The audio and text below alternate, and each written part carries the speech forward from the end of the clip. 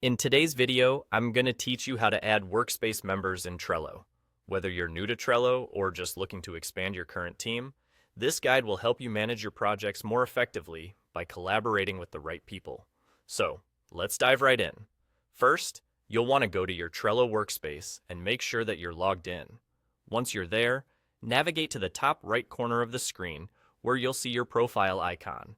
Give it a click, and you'll notice a drop-down menu appears. From this menu, you will select Settings. This is where you can customize many options for your Trello experience. But today, we're specifically focusing on adding new members. Now, you should see a side panel with several options. Look for the one labeled Members and click on it. This section gives you an overview of everyone who is currently part of your workspace, which is extremely helpful for managing your team and keeping track of who has access to your boards. Once you're in the Members section, you should spot a button that says Invite Workspace Members. Click on this, and there's a simple form where you can enter the email addresses of the people you wish to invite.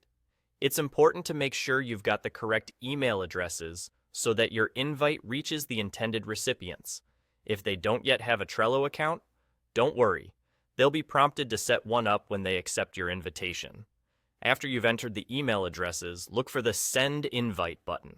Click it, and just like that, you've invited new members to your workspace. It's a quick and efficient way to bring in collaborators or even clients who need a view of the progress being made. Adding members is that simple.